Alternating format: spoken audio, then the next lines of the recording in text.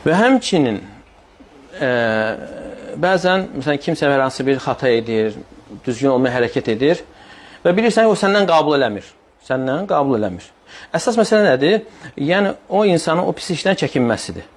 Yəni bilirsən ki, filankəsin sözünü qəbul edəcək, o filankəsə deyirsən ki, ona nəsihət eləsin. Amma bəzi insanlar, elə insanlar da var ki, illa ki özü deməlidir. Və o dediyi zamanda da fəsad daha çox olur.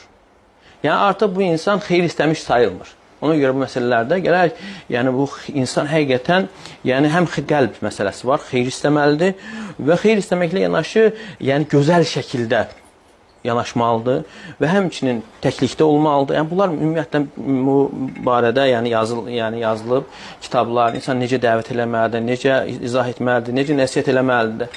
Yəni çünki İbn Qayyim rahimehullah buyurur ki, insanın qəlbində olan niyyətə görə, yəni o xeyir istəməsinə görə Allah Teala tərəfindən insana yardım gəlir. Yəni insan onu edərkən niyyəti nədir?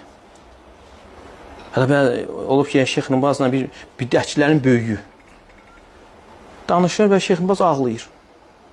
Yəni neçə nəfərlə bu yəni mübahisə eləyib, heç kimi qəbul eləməyib. Və Şeyx da belə baxanda ondan böyük bir şey danışmır. Və təəccüblə nəyə görə ağlayır? Deyir ki, sənin halına ağlayıram. Və səbəb olur onun yəni hidayətə gəlməsinə. Yəni ona görə ki, insanda yanğı olmalıdır ki, mən necə yəni onu çıxardım.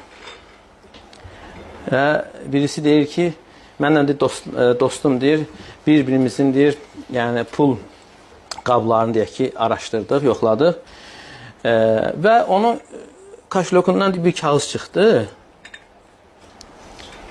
Yəni mənim adım yazılmışdı.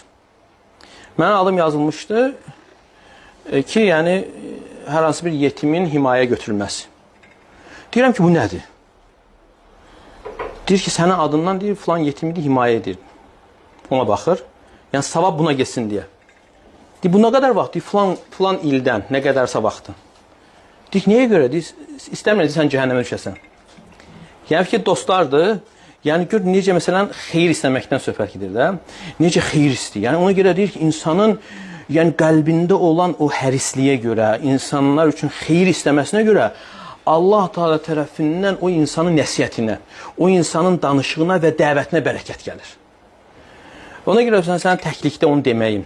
Sən deyə bilərsən, bax təklikdə mən bunu cəmaət arasında deyə bilərdim, yaya da bilərdim. Yəni mən sən təklikdə bunu deməyim, yəni sənin üçün olan xeyir istəməyimdir. Və görürsən, ola bilər nəsihət ağır gəlir, həmən an qəbul eləməsə sonra düşünməsinə səbəb olacaq. Ki, həqiqətən, yəni bu mənə xeyir istəməsəydi, yaya bilərdi. İnsanlar arasında biabırda olar.